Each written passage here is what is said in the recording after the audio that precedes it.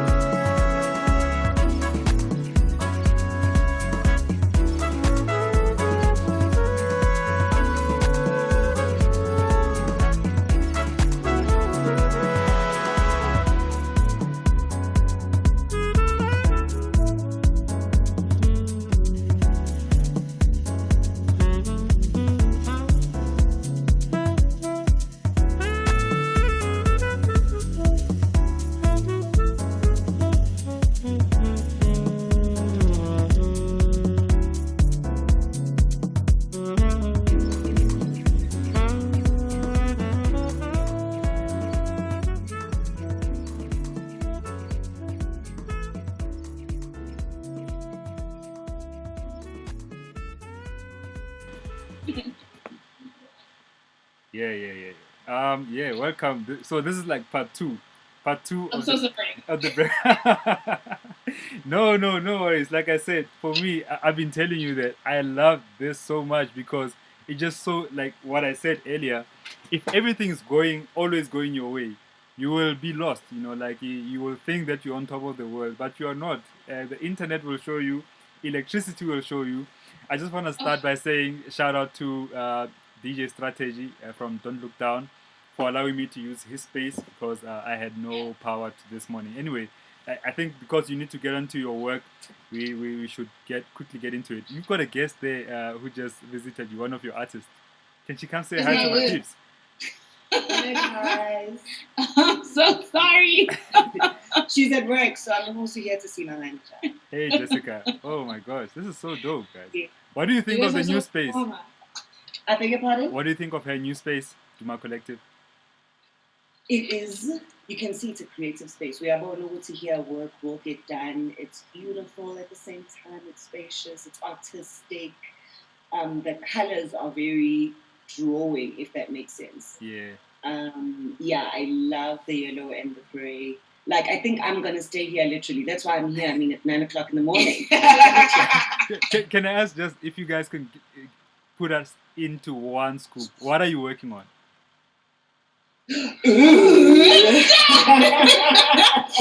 If we told y'all, we'd have to kill y'all. It's every day. Just works every day. She's a career personality, and her personality splits into different facets. There's the acting. There's the stuff that she's doing with her foundation, as I mentioned earlier. There's other projects that we're working on, all the content creation that she's doing for her pages. There's a lot of things going on. Sure. People don't sleep the whole day. People actually get up and work. I want to do that too, guys. Teach me how to do it, SIBU. I wanna What? be teachers. Are But you? you're doing it. You do You're working exactly. right now. Yeah. I mean, I am, but I need to get, get going, get to those levels, the Jessica Nkosi levels. You know what I mean? Sophia, you're on your way, Mr. International DJ. Oh wow. Shit. Amen. Okay, cool. Anyway, Okay, bye. bye, Jessica. Thank you so much. Um, so Sibu, I wanted to quickly get to your company. Like you explained, you've got artists, but how do you select the people that work for you? I won't lie. I think it's a very it's like I don't do it in a recruitment way, the normal HR processes of interviewing 100 people to fill a role. Everyone that has joined the business has been very like the universe orchestrated it, I think. Their timing just made my timing. Their ancestors made my ancestors, and a meeting of minds took place. Because everyone I work with, I have a personal relationship with, not friendship, not like I've known them for years, but Ellen, for example, stalked me on Facebook, Twitter, and Instagram. And then one day I said, okay, fine, meet me at Mfulo Park. We've got an event on Saturday, 8 o'clock, be there. Gail was there, 7:30. Hi, Tibu, where do I meet you? I said, this girl's serious. And she was coming from Ennerdale. And this was, 3 years ago, I think. And she's been with the team since, and she's grown from strength to strength. At the time, she was still in school. Now she's graduated. Now she's doing things. Zekatelo worked at a company at my old company, actually, Plum Factory. And one day I went there just to visit, and she was like, so, Sibu, when are you hiring me? And then I spoke to her boss, and I was like, yo, bro, Zekatelo wants to come and be a part of the collective. And he was like, all right, cool, do it. And then now she's here. Audrey, I've known for about 3 or 4 years. She used to work at Trace, and now she's here with us because I was looking for a job for her with other people. Eventually, I was like, actually, let's do something, and she just came here. So there's been different relationships with different people. Yeah. Kwanele, I used to work with him at MTV when he was he was managing the digital media for MTV and MTV Base, and I was the brand coordinator. And then I started doing mine. I needed someone with his expertise, so pull him up. Yo, bro, what are you busy with? Come through. It's been that kind of recruitment process from our suppliers to the team to interns. It's kind of how the universe works. Yeah. But I am getting to a space where I'm now collecting CVs, and when we go through our interview process, and then because there's an Audrey to manage all of that stuff. Nice. I don't know how far is Jessica from you, because we can hear her. I don't know if she wants to join. I'm so sorry. Yeah. Anyway. Let me just put my earphones on. Okay. Cool.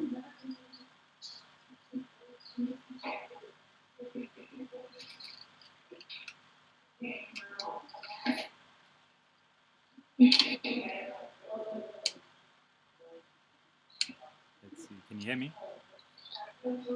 I can hear you. Can you hear me? Dope. Yeah, I can hear you perfectly. I mean, I can still hear her, but I think it's because she's picking up on the mic. So if she can just, I don't. Anyway, it's fine. Okay, maybe solid. No. Actually, let's take away the headphones. The Bluetooth it's muffling your audio. Okay.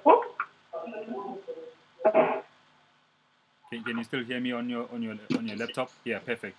Cool. I wanna ask you about brands. You work with a lot of brands, but which brands do you work with on a regular? Wow. Okay, let me mention the people I've worked with over a while. I think Red Bull is one of them. Red Bull's been in my life for about 12 years. Still, it's been a long time. Amstel, big one. Amstel is like my baby. I love that brand. I love the brand team. I love the agency partners that we work with. We've grown together for about 3 years now. Heineken, major one. Like the team behind Heineken really put us on as an agency and gave us an opportunity to do some really amazing stuff. I mean, working on campaigns with Thierry Henry, Drogba, those kind of people involved, it's like, oh my God, me? MTV, BET, major ones, like, have been in my life for a while now, and we've been doing a lot of work with them. Who else? There's a lot. Engine, major one, big put on as well. trying to go through my mind, like, what have we been doing? We do a lot. We do a heck of a lot. And it's by God's grace, really, and by the grace of a team that's really hardworking and passionate about what we do. So, yeah. And I mean, It's like, quite a sorry because I didn't mention my bad. yeah, I mean, it's a lot. It's a lot. You can't mention everybody, but like, I want to ask you with regards. It's not only the brand work that you do with them, but you also do eventing. How is that always? Do those two always work hand in hand? That because you work with them, maybe from a brand perspective, they can now call you for an eventing thing. So what generally happens is, because of my ecosystem, what I do on PR, for example, YFM is one of our clients. I could be connecting a dot with Samsung, which is another one of our clients, or a engine, or like the different things that we do all find a way to work together, because I've made sure we build our ecosystem around the things that as an agency we specialize in. So on an event, I could find an opportunity for a partner to be a sponsor, or for a partner to come in and sample, or I could find an opportunity for an artist to work with a brand on the event we are working on. So with Lockdown House Party, for example, Samsung came to me with a brief for an influencer campaign. And then I said, hey, let's connect it to the television platform that I'm working on, which is Lockdown House Party. And luckily, there's a really great relationship between Channel O and Samsung. And then we extended the influencer campaign part to the DJs who were on the show. So it became a 360 thing. And that's how I kind of connect the dots between the network in the ecosystem. Yeah, I have to ask you about artists and brands, because me as an artist, I also have dreams of partnering with brands in my on my journey. But I want to know, what is it that brands are looking for when it comes to partnerships with artists? I think the most important thing that people need to understand, is that there are humans behind brands. That's point one. That these human beings have contexts, they have experiences, they've got jobs to do, they've got KPIs to deliver on. So brands are not sitting on copious amounts of money to just give to people and spend on talent and spend on creative ideas. They also have to do things like sell product. And what brand custodians generally have to negotiate with themselves is, what is the best way to spend this little bit of money that I have to achieve the objectives. So that's from the artist to the brand side. Understand that the brand has deliverables. So as an artist, how do you add value? How do you help a brand deliver on its objectives and in turn get paid for that? And then on the other side, what the brand custodians are looking for are people who are going to help them achieve these objectives. It's that simple. Yeah. There's a massive pool of talent. Massive. Yeah. Really, if Sir LSG doesn't want to do the job, there's definitely someone else. And there also needs to then be an understanding of the fact that Sir LSG brings a certain element to your brand plan that the next person may not. I think people are nervous to work with each other. People have trust issues. You give a man a car, he goes and he drives a truck. And then you've got a PR problem. You put someone on a Durex campaign and then they are pregnant the next day. I mean, it's those things that we generally have issues with around human interactions and trusting each other. But what brands are looking for is value creation. Who is going to help me achieve my objectives? That's the people behind the brand. Because brands are not inanimate objects. They are run by people. And if artists can crack the code of, I, as Sir LSG, bring this kind of value, bring this kind of, this is my contribution to making brand X go to the next level, I think that's when the opportunities start to open up for people. Okay. Yeah. So you would, I'm assuming you would be the right person for me to go to. For example, for a platform like this, Bread for Soul Convos, if I say to you, SIBU man, I'm trying to, move this forward, who can I work with? Are you that person? Are you, as Duma, that company for me? I mean, Look, a lot of people think we are because we have a network, but like I said earlier, we can't help everyone, right? So I can't. Um, I'm not necessarily a sponsorship acquisition person. Who, like, that's not my day to day. Although it does form part of some of the things that we do, it wouldn't be as easy as, oh, I've got a really great idea, please find me money for it.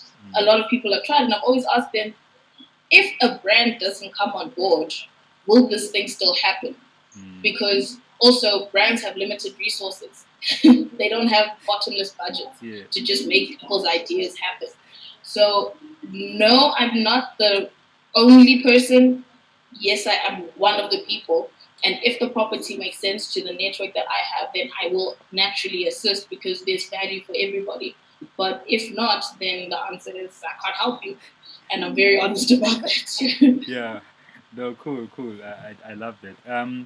And with regards to events, you worked on Black Coffees, Music is King, and those kind of events. What exactly do you do for them? So with Music is King specifically, in year one, I worked as marketing manager. And then year two, I brought in some sponsorship. So for the marketing manager role, let me speak on that one. I was in charge of coordinating all the marketing efforts. So in terms of media partners, 947 and Channel O, as well as the publicist, who was Melanie Ramji, did an amazing job, as well as the social media communication around it. So we ran the social media pages. We had a guy called Yule from Universal who was helping with the paid media strategy, coordinating the graphic designers and what graphics are being put out on the pages. Also putting together a really kick-ass photography team consisting of the likes of Austin Malema, Cedric Mzaka, Cyril Zuma. There was just a really dope team of photographers. And then all of that comes into there was also Fry Pan, who was like doing the merchandising, and Neo, who is the marketing manager at Solistic. I was reporting to her, and Teresha, the broader team, and just making sure that we sell out tickets, which we did because we're dope. Of course. We sold like, I think it was 13,600 tickets or something like that sold before the show. Before the show started. So the job was to market the event effectively using all the different tools in the marketing sphere. We did some out of home media as well, flyers, street teams. Yeah, we had a street team. There was just a lot of elements that went into making sure that show was sold out. Cool. And what that says really is, as big a name as a Black Coffee is, he made sure that he doesn't take that for granted. Him just saying, I'm doing a show, come to my show, would not have been enough, because he understands that even in a space like South Africa, where he's got such a huge fan base, he's got to show people that he's making enough of an effort to communicate to them why they have to come to the show. So in terms of the marketing management and the investment he made into that piece of the project, I was really honored to work on that, and really honored to be serving a team that was willing to go all the way to make sure that we fill up the dome. Sure. And you did. That was so dope. And not to get into the details of those kind of deals, but I want to know, do you come in as a consultant where here's what you do and here's a fee, or do you come in as a partner in such events? Mostly as a consultant, because as an agency, we provide the service. So it depends what the capacity of the event is, really. I mean, with the brands, your Heinekens, your Red Bulls and all of that, they naturally have a eventing budget, and of that budget, then they'll apportion some of it to this arm of the job. With Music is King as well, we came in as an agency to come and provide a service. It is 100% owned by the people that it's owned by. With Shekinah as well, I made sure that at the biggest thing for me with Shekinah was, you own your property 100%. This is yours, and we're going to come in and serve you as an agency and invoice accordingly. With some people I have partnered with, I mean, we had a marquee at Durban July with some friends. That was a partnership. There are things that Duma Collective does on its own, partnership. Lockdown House Party is a partnership. So yeah, it just depends on the business model for each entity that we get into. Cool, cool. I want to quickly get into the lockdown house party. I have a voice note that I want to play for you, and then we Oh, voice note. a whole voice note. This is a show, hey. This is a proper TV show. Let's get into that before we wrap up, man. What's up? This is your boy Shamza. I'm here to speak about my work relationship with SIBU MABENA. I call her MABENA, but not that other MABENA that we all know. But I enjoy working with SIBU. You know, I like giving her space to do what she's good at, you know, because I know that she'll bring the returns that I need from her. You know, I understand that I need to work on whatever product that I need her to go sell, make it look presentable and good for her to go out there and look for the money. You know, when I need money or to get stuff onto the right platform, she's the right person that I sort of have gone to all the time. You know, just working with her is quite cool because I think she's a strong female that's got her head in the right space, you know, and I think she's going very far. She's got morals. She's dope, man. She's just a dope person to be around, and you can brainstorm with her, and she'll always take your idea to the next level. You know, I really appreciate that about her. Quite stubborn at times, but it works. You know, it works because she puts her foot down on what she believes in, which I think is something that a lot of people lack. You know, I like the fact that we complement each other, we give each other the space to work on what we are good at, and yeah, man, I'm quite happy with her. As much as sometimes we do fight, and she'll tell me to maybe apologize or something, and I don't agree, but at the end of the day, she will give me like pointers that do make sense at some point, you know. Even though I don't listen to all of them, but I literally listen to majority of the input that she always has. So yeah, man, an amazing person to work with, very forward thinking and always willing to work. Yeah, love you, my Love you, Bena. Mabena.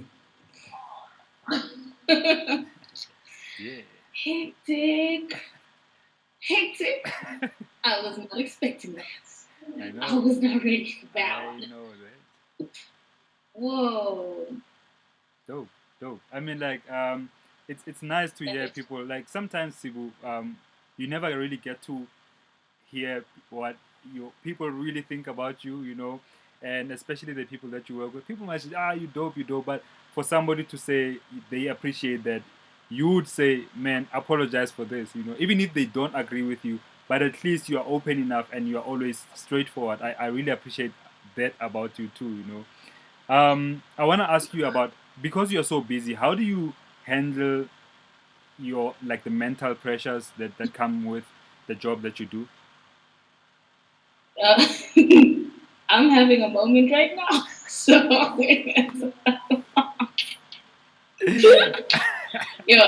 I'm a bulldog, right? But I'm so sensitive. So, like, when this kind of stuff happens, it touches me because, we put so much into this industry. We put so much into what we do. And when the people who matter appreciate it, it matters even that much more. Because then you're not doing it, for nothing. It's seen, and Shims is one of the most amazing people to work with. The partnership between him and PH is also just incredible because they really challenge me, but they're so amazing in that they allow me to do what I need to do, and they do what they need to do, and together it just makes so much sense. And I'm so grateful to them for always giving me the privilege and the opportunity to work with them. Sorry for going on a tangent, but I love you, Shinza. Love you so much. But yeah, how do I deal with the pressures? It's a lot. Like I was actually saying yesterday, Uzi, I put pressure on myself because I care so much about what we're doing. I care so much about the people we work with. I care so much about the clients we work for because they are entrusting their careers to us, literally. They have KPIs to deliver on, and they say, here's the agency that's going to help you. And if we flop, they flop. Then they must go report to someone else why they flopped. And that drives me, like that keeps me awake, because we are here to serve people. That is what we do in this industry. We are service people. We provide entertainment. We are providers of marketing solutions to say to people who spend their hard-earned money on these products that, yo, this brand actually cares about you. This brand is thinking of you, and this brand acknowledges that you've worked hard for your money. Thank you for spending it with us. That's what we do. We are part of that machinery that talks to people on the daily. And I don't take it for granted. Neither does the team. And I think the people that work around me, when Ashimza says I fight with him to understand certain things, it's to say, because we actually work with people, for people, and we've got to deliver on what we said we would do. And he comes to understand that. And then I understand his point of view as well as an artist, to say, no, but I'm human too. So these are the conversations and exchanges that go into us delivering the work. And that's because we're such passionate people about what we've got to do at the end of the day. I love that so much. I know you need to run, but I want to ask you, do you go to therapy, you know, when especially things get really difficult? How do you unwind? So I sleep. Oh, voila. A lot of people are like, yeah, cancer is 2.0. No. I sleep a lot. Because that's when I'm up, my mind is constantly processing things. But I do go for therapy, and what it helps me with is kind of bring the logic into how I do, why I do certain things, or how I process things. Professionals have a way of making sense of things, to say, oh, this is why you're like this. This is why think about this moment in your life when you grew up. How did that affect what you're doing now? And then it helps me then with the people I interact with to say, oh, I'm so sorry for being so hard on you. I know where it comes from. So therapy is like, I would encourage anybody, because it's not like a life-changing thing happened that needed me to go for therapy, or I just needed to go for therapy to make sense of things. So that helps a lot. Sleeping a lot, watching Lockdown House Party, I would like, that's my jam. That's my thing. That's what I do. I have the privilege of having really great friends. Jessica, yes, we work together, but she's a really good conversationalist. Like, we will talk for a long time about a lot of things and just like laugh. That helps me so much. But also the fact that my work is so fun doesn't make it something I need to escape from. Sure. I'm glad that you mentioned therapy, because I've got a therapist on the show every first Monday of the month, Dr. Gwen Tonyani, who's a specialist psychiatrist. And I've actually recently started going to therapy myself, and I would encourage people to do the same, because you don't need to be sick, guys. You don't need to go through a hectic mental time for you to go to therapy. You know, just go there. There are things that we don't know that they actually affected us from Kale, you know, from growing up, or something that might have affected you in your workspace. But therapy just helps you clear those things and really be the best at what you do, you know, be the best that you can be. Yeah. Anyway, Sibu, I want to say, I know you need to go. People can follow you anywhere on social media. She's SIBU MABENA, Facebook, Instagram, Twitter. She is there. Is there anything with regards to South African music entertainment industry, rather? Where are we going? You know, this lockdown time has been a very interesting one for everyone. Accountants, lawyers, doctors, nurses, musicians, actresses, actors, presenters, etc. And for those who were forced to stop, my wish for those people is to say, reflect, see what you could have done different before lockdown that would have helped you during lockdown, and start working on that. Don't beat yourself up about it that, oh no, I should have, I could have, I this. Start it now. Whatever you're thinking of, if it was learning a new skill, learning how to do your books yourself, learning how to engineer a performance yourself, learning how to mix your music, learning how to cut a set, creating content. There's so many different things that go with being an artist that you can pick those skills up and take yourself into the future with those. I'm not saying learn it so you can delete people out of your employee roster, but take this challenge and go into the future with it like guns blazing, because it's not going to change. It can only get better if you make it better. So that's really my encouragement to everybody, anyone in any industry. Do something today that your future self will thank you for. Get over what you couldn't do before and start looking towards the future and say, how am I going to positively change my life? Because as we have seen, nobody owes anybody anything, not even our government. Okay? So it really is that the future of entertainment really is in the hands of entertainers. You're not going to have a brand come and rescue you and make your dreams come true. It is your responsibility to make it happen. That's where we are at, and that's where we're going. I love that so much, and I do want to say to people that, guys, it's not too late. Like if you feel like, but you see somebody's doing this online, it's never too late. If you find something that you can do that's authentic to you, that you are comfortable with, especially not trying to be someone else. You can get ideas from other people, but try and do something that you are very much comfortable with, that speaks to you, that you could do without getting paid. You could wake up. I mean, I do this show. It's a free show. I'm not like getting paid. And even if I don't get sponsors on board for this show, I will still do this show as it is. You know what I mean? Because I love doing this. It's something that I love. It's something that I can do and I can get better at, and I'm doing it. Anyway, yeah. So I'm very proud of you for doing it, because you didn't wait for someone to come and give you the money for it.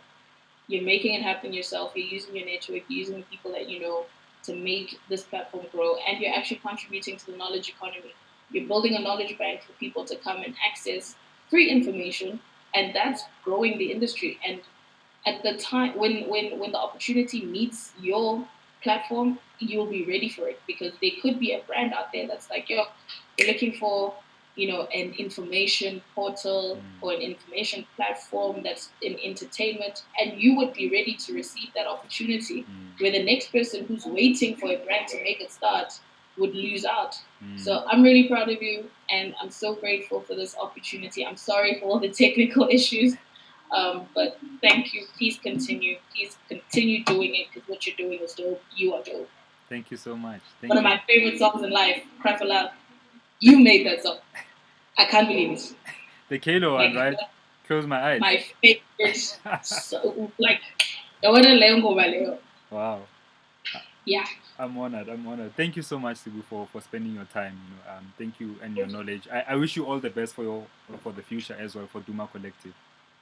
Thank you so much, and thank you to everyone that watched and stuck it out with us. Yeah. Thank you. I'll be better next time, I promise. I know that actually there will be at some point in the future, you and I are gonna work together, and whether you agree or not, it's gonna happen. Yeah, for sure. Okay, no, cool. Thank you, Nat. Cheers. Thank you. Yeah, guys, thank you so much for watching. Thank you for tuning in. Share the video. Please tag other people who might learn from it. And yeah, I just want to say, really, it's really important to say that you can do anything that you want to do, but you just need to start, and you need to be consistent with it. Nothing comes overnight.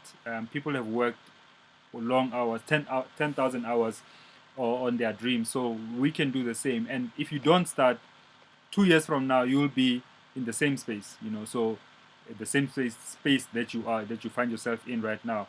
So I would encourage people to start doing something. It can be anything. Start doing something that you love. Be authentic about it, and just go at it. And don't wait until you have the right camera, until you have the right sound card, until you have the right phone. The very same phone that you have, use what you have to create content that's authentic, that speaks to you, that you can do without getting paid for. And in the long run, that can be something that actually supports your career. Yeah. Tomorrow I have another special episode with remixer from Sweden, Opolopo. So tune in for that, and let's remember to stay creative, guys. Peace out.